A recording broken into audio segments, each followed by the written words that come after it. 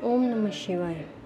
हिमवान का भगवान शिव के पास लग्न पत्रिका भेजना, विवाह के लिए आवश्यक सामान जुटाना, मंगलाचार का आरंभ करना, उनका निमंत्रण पाकर पर्वतों और नदियों का दिव्य रूप में आना, पुरी की सजावट तथा विश्वकर्मा द्वारा दिव्य मंडप एवं देवताओं के निवास के लिए दिव्य लोकों का निर्माण करना। नारद जी कहते हैं, नारद जी ने पूछा, तात महाप्राज्ञ प्रभो, आप कृपा पूर्वक यह बताइए कि सप्त ऋषियों के चले जाने पर हिमाचल ने क्या किया। ब्रह्मा जी ने कहा, मुनीश्वर अरुंधति, उन सप्त ऋषियों के चले जाने पर हिमवान ने जो कार्य किया वह तुम्हें बता रहा हूँ। सप्त ऋषियों के जाने के बाद अपने मेरु आदि भाई बंधुओं को आमंत्रित करके और पुत्र और पत्नी सहित महान मनस्वी गिरिराज हिमवान बड़े हर्ष का अनुभव करने लगे। तदंतर ऋषियों की आज्ञा के अनुसार हिमवान ने अपने पुरोहित गर्ग जी से बड़ी प्रसन्नता के साथ लग्न पत्रिका लिखवाई। उस पत्रिका को उन्होंने भगवान शिव के पास भेजा। पर्वतराज के बहुत से आत्मीय जन प्रसन्न मन से नाना प्रकार की सामग्रियां लेकर वहां पहुंच गए। कैलाश पर भगवान शिव के समीप पहुंचकर उन लोगों ने शिव को तिलक लगाया और वह लग्न पत्र उनके हाथ में दिया। वहाँ भगवान शिव ने उन सब का यथा योग्य विशेष सत्कार किया। फिर वे सब लोग प्रसन्नचित्त हो शैलराज के पास लौट आए। महेश्वर के द्वारा विशेष सम्मानित होकर बड़े हर्ष के साथ लौटे हुए उन लोगों को देखकर हिमवान के हृदय में अत्यंत हर्ष हुआ। तत्पश्चात आनंदित हो शैलराज ने नाना देशों में रहने वाले अपने बंधुओं को लिखित निमंत्रण भेजा, जो उन सबको सुख देने वाला था। इसके बाद वे बड़े आदर और उत्साह के साथ उत्तम अन्न एवं नाना प्रकार की विवाहोचित सामग्रियों का संग्रह करने लगे। उन्होंने चावल, गुड़, शक्कर, आटा, दूध, दही, घी, मिठाई, नमकीन पदार्थ, मक्खन, पकवान, महान स्वादिष्ट रस और नाना प्रकार के व्यंजन इतने अधिक एकत्र किए कि सूखे पदार्थों के पहाड़ खड़े हो गए और द्रव पदार्थों की बावड़ियां बन गई। शिव के पार्षदों और देवताओं के लिए हितकर नाना प्रकार की वस्तुएं, भली भांति के बहुमूल्य वस्त्र, आग में तपाकर शुद्ध किए हुए सुवर्ण, रजत और विभिन्न प्रकार के मणि रत्न, इनका तथा अन्य उपयोगी द्रव्यों का विधि पूर्वक संग्रह करके गिरिराज ने मंगलकारी दिन में मांगलिक कृत्य करना आरंभ किया। पर्वतराज के घर की स्त्रियों ने पार्वती का संस्कार करवाया। भांति भांति के आभूषणों से विभूषित हुई राजभवन की उन सुंदरी स्त्रियों ने सानंद मंगल कार्य का संपादन किया। नगर के ब्राह्मणों की स्त्रियों ने स्वयं बड़े हर्ष के साथ लोकाचार का अनुष्ठान किया। उसमें मंगल पूर्वक भांति भांति के उत्सव मनाए गए। हर्ष भरे हृदय से उत्तम मंगलाचार का संपादन करके हिमालय भी सर्वतो भावेन बड़े प्रसन्न हुए और अपने निमंत्रित बंधु जनों के आगमन की उत्सुकता पूर्वक प्रतीक्षा करने लगे। इसी बीच में उनके निमंत्रित बंधु बांधव आने लगे। देवताओं के निवास भूत गिरिराज सुमेरु दिव्य रूप धारण करके नाना प्रकार के मणियों तथा महारत्नों को यत्न पूर्वक साथ ले अपने स्त्री पुत्रों के साथ हिमालय के घर आए। मंद्राचल, हस्ताचल, उदयाचल, मलय, दुर्दुर, निषद, गंधमादन, करवीर, महेंद्र, परियात्र, क्रौंच, पुरुषोत्तम, शैल, नील, त्रिकूट, चित्रकूट, वैकुंठ, श्रीशैल, गोकामुख, नारद, विंध्य, कालंजर, कैलाश तथा अन्य पर्वत दिव्य रूप धारण करके अपने स्त्री पुत्रों के साथ बहुत सी भेंट सामग्री ले वहां उपस्थित हुए। दूसरे द्वीपों में तथा यहाँ भी जो पर्वत है वे सब हिमालय के घर पधारे। शिवा और शिव का विवाह है यह जानकर सब ने बड़ी प्रसन्नता के साथ वहां पदार्पण किया। सोनभद्र आदि नद और संपूर्ण नदियां दिव्य नर नारियों के रूप धारण कर नाना प्रकार के अलंकारों से अलंकृत हो शिव पार्वती का विवाह देखने के लिए आए।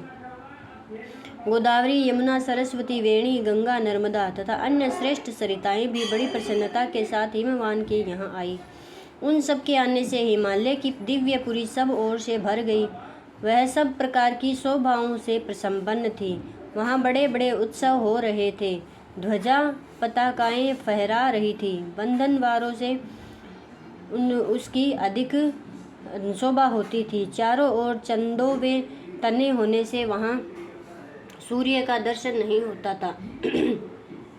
भांति भांति की नीली, पीली आदि प्रभा उस पुरी की शोभा बढ़ाती थी।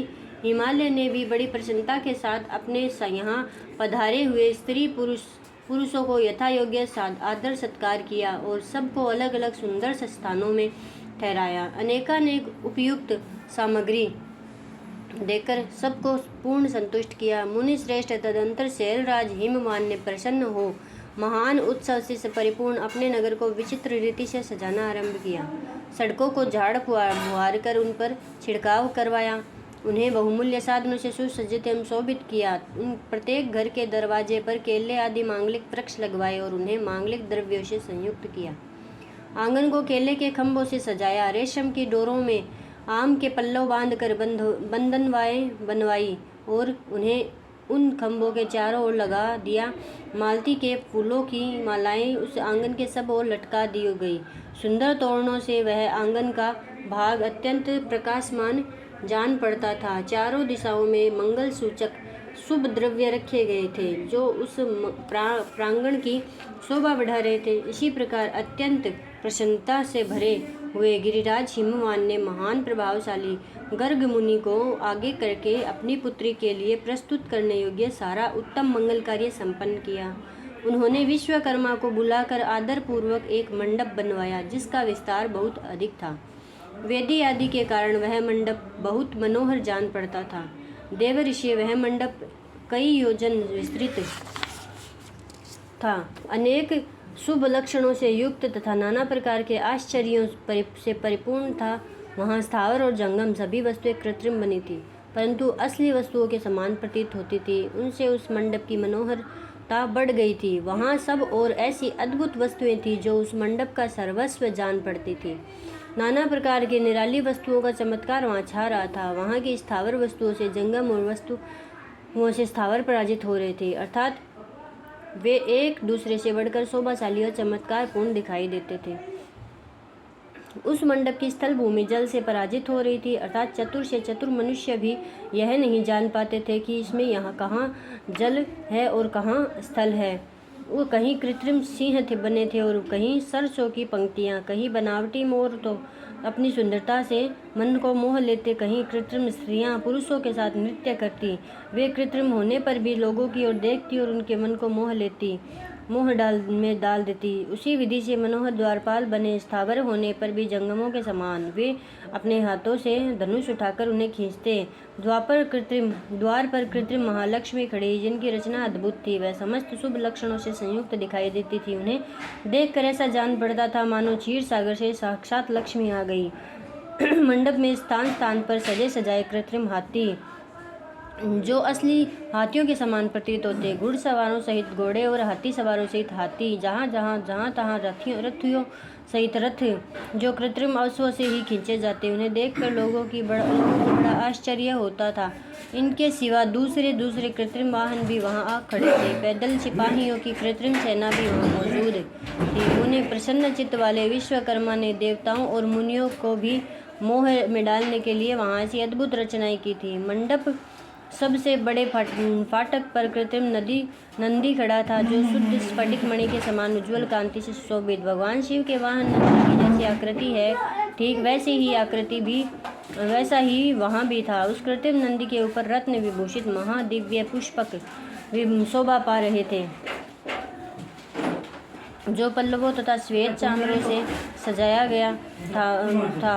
उसके वाम पार्श्व में 2 कृत्रिम हाथी खड़े थे जिनका रंग विशुद्ध केसर के समान था। वे 4 दांत वाले बनाए गए थे और 60 वर्ष के पाठों के समान दिखते थे। वे परस्पर स्नेह करते से प्रतीत होते, उनमें बड़ी चमक थी। इसी प्रकार सूर्य के समान अत्यंत प्रकाशमान थे। 2 दिव्य अश्व भी विश्वकर्मा ने बनाए थे। वे चंवर से अलंकृत और दिव्य आभूषणों से विभूषित, श्रेष्ठ रत्नमय आभूषणों से संपन्न, कवचधारी, जो ठीक उन्हीं लोकपाल और देवताओं से मिलते जुलते थे। गरुड़ आदि समस्त पार्षदों से युक्त भगवान विष्णु का कृत्रिम विग्रह भी विश्वकर्मा ने बनाया था, जिसका स्वरूप साक्षात श्री हरि के समान ही आश्चर्यजनक था। नारद उसी प्रकार पुत्रों, वेदों और ऋषिद्यों के गिरे हुए मुझ ब्रह्मा की भी प्रतिमा वहाँ बनाई गई थी, जो मेरे समान ही वैदिक सूक्तों का पाठ कर रही थे। ऐरावत हाथी पर चढ़े हुए देवराज इंद्र भी वहाँ दल बल के साथ खड़े थे वे भी कृत्रिम ही बनाए गए थे और परिपूर्ण चंद्रमा के समान प्रकाशित होते थे। देवर्षि बहुत कहने से क्या लाभ, हिमाचल से प्रेरित हुए विश्वकर्मा ने वहाँ शीघ्र ही संपूर्ण देव समाज के कृत्रिम विग्रहों का निर्माण कर लिया था। इस प्रकार उन्होंने दिव्य मंडप की रचना की थी। वह मंडप अनेक आश्चर्यों से युक्त, महान तथा देवताओं को भी मोह लेने वाला था। तदंतर गिरिराज हिमवान की आज्ञा से परम बुद्धिमान विश्वकर्मा ने देवता आदि के निवास के लिए उनके कृत्रिम लोकों का भी यत्नपूर्वक निर्वाह किया। उन्हीं लोकों में उन्होंने उन देवताओं के लिए अत्यंत तेजस्वी, परम अद्भुत और सुखदायक बड़े बड़े दिव्य सिंहासनों की रचना करी। ब्रह्मा के निवास के लिए क्षण भर में अद्भुत सत्यलोक की रचना कर डाली। दीप्ति से उद्दीप्त हो रहा था। साथ ही भगवान विष्णु के लिए क्षण भर में दूसरे दिव्य वैकुंठ धाम का निर्माण कर दिया, जो परम उज्ज्वल तथा नाना प्रकार के आश्चर्यों से परिपूर्ण था। इसी तरह विश्वकर्मा ने देव राजेंद्र के लिए भी दिव्य, अद्भुत, उत्तम एवं समस्त ऐश्वर्यों से संपन्न ग्रह की रचना की। अन्य लोकपालों के लिए भी उन्होंने प्रसन्नता पूर्वक बड़े सुंदर, दिव्य, अद्भुत एवं बड़े बड़े भवन बनाए। फिर क्रमशः समस्त देवताओं के लिए भी उन्होंने क्रमशः विचित्र ग्रहों का निर्माण करवाया। परम बुद्धिमान विश्वकर्मा को भगवान शंकर का महान वर प्राप्त था, इसलिए उन्होंने शिव के संतोष के लिए क्षण भर में इन सब वस्तुओं की रचना कर डाली। तदंतर उसी प्रकार भगवान शंकर के लिए भी उन्होंने एक शोभाशाली ग्रह का निर्माण किया, जो शिव के चिन्ह से युक्त तथा शिवलोक व्रतवर्ती दिव्य भवन के समान ही अनुपम था। श्रेष्ठ देवताओं ने उसकी बुरी बुरी प्रशंसा की। वह परम उज्ज्वल, महान, प्रभा पुंज से उद्भासित, उत्तम और अद्भुत था। विश्वकर्मा ने भगवान शिव की प्रसन्नता के लिए वहाँ ऐसी अद्भुत रचना की थी, जो परम उज्ज्वल होने के साथ ही साक्षात महादेव जी भी आश्चर्य में डालने वाली थी। इस प्रकार यह सारा लौकिक व्यवहार करके हिमाचल बड़ी प्रसन्नता के साथ भगवान शंभु के शुभ आगमन की प्रतीक्षा करने लगे। देवर्षि, हिमालय का यह सारा आनंददायक वृतांत मैंने तुमसे कह सुनाया। अब और क्या सुनना चाहते हो? ओम नमः शिवाय।